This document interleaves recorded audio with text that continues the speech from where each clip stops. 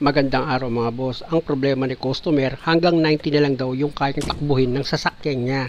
Kahit na idiin niya rin maigi yung accelerator or bombahin niya pa, talagang hindi na daw makalagpas sa 90. Hindi na daw gaya ng dati na umaabot agad siya ng 120 pag gusto niya. Ngayon hanggang 90 na lang. Kaya ang una kong ginawa dyan mga boss, tinanggal ko muna itong engine cover. Sa pagtanggal ng engine cover mga boss, nakita nyo may tinanggal ako dyan na dalawang nut na number 10. Tapos kung napansin nyo, yung mga socket wire dito sa injector, chinek ko yan kung nakasuksok siya maigi.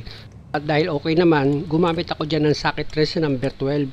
Kailangan kasi matanggal ko itong cover dito sa pressure sensor. Kaya kailangan kong tanggalin itong dalawang nut na number 12. Ayan mga boss, natanggal ko na yung dalawang nut. Hugutin ko muna itong socket wire ng pressure sensor. Ayan mga boss, nahugot ko na kung nakita nyo. Tapos gumamit ako ng long nose dyan mga boss para itong plastic clip holder ng mga wire matanggal ko dyan dito sa kumukover sa map sensor.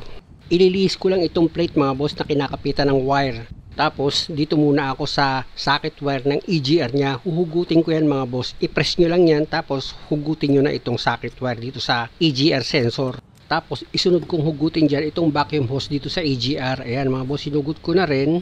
At dahil wala nang sagabal na wire, pwede ko na ngayon tanggalin itong number 10 na bolt dito sa map sensor. Ayan mga boss, tinanggal ko na itong bolt na number 10. Tsaka nyo ngayon hugutin dahan-dahan itong map sensor niya or pressure sensor. Ayan na mga boss, nabulot ko na siya. Ang gagawin ko lang naman dito mga boss sa sensor ng mga tinatanggal ko, lilinisan ko lang naman yan. Dahil wala naman itong check engine na lumabas. At dito naman sa EGR niya, tatanggalin ko yan mga boss para ma-check ko kung puno ba ito ng carbon. Pwede kasing panggalingan ng low power yan mga boss kapag masyado ng makarbon itong loob ng EGR valve mo.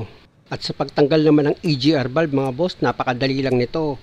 Meron lang naman yan sa ilalim na 2 bolt na number 12 na tatanggalin ka. Ayan na mga boss yung pangalawang bolt ano.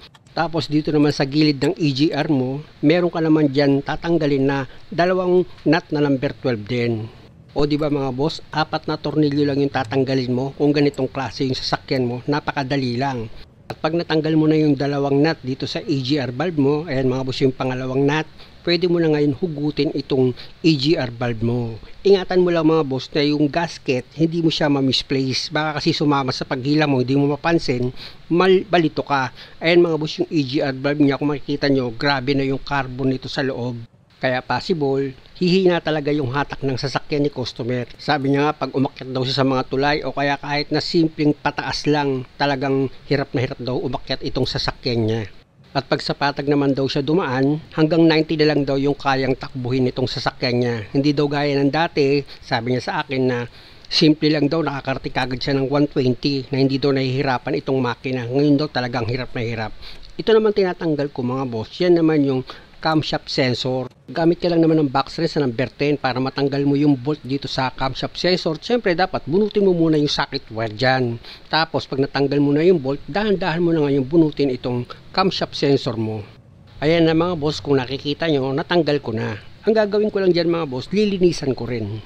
Pero unahin kong linisan dyan mga boss, itong EGR valve niya. Tanggalin ko muna itong sensor dito sa ibabaw. Gumamit ako dyan ng Phillips screw para matanggal ko yung 3 screw na kumakapit dito sa sensor ng EGR valve.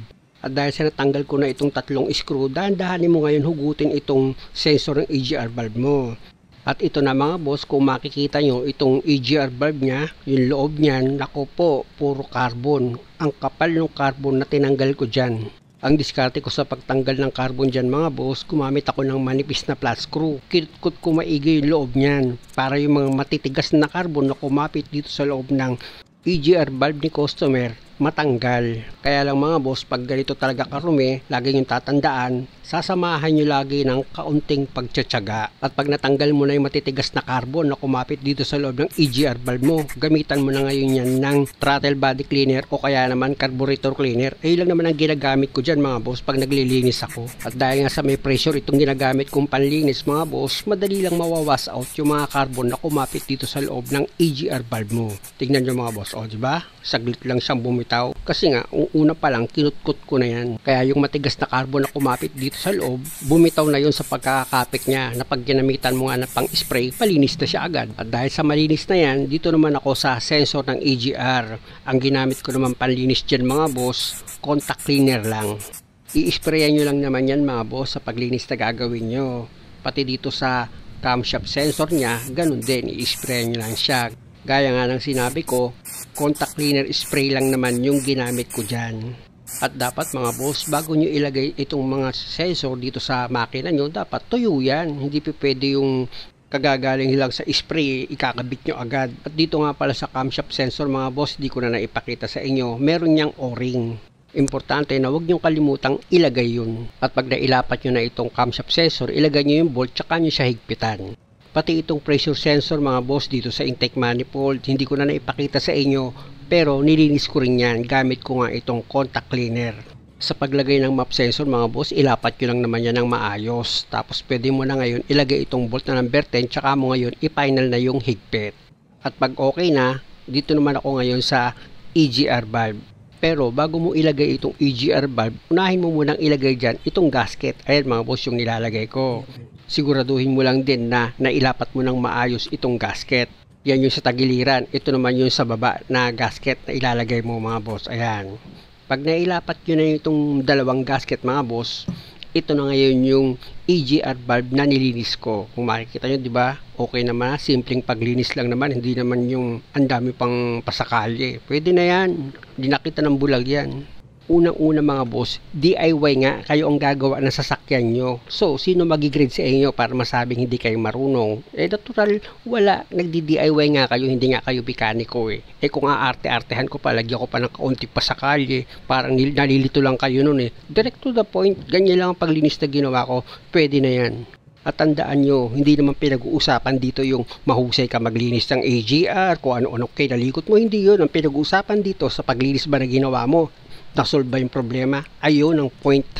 Kumbaga, tama ba yung diagnose na ginawa mo para masolve yung problema ng isang sasakyan? Ayun ang talagang mahalaga. Sa bagay, tanong ko rin yan sa sarili ko, masolve ko naman kaya yung problema nito? Bumalik na kaya yung dati niyang hatak? Abangan nyo sa last part mga boss dahil nga sa mahaba itong video. At kung maaari naman, huwag nyo naman kalimutang mag-subscribe sa channel ko. Maraming salamat!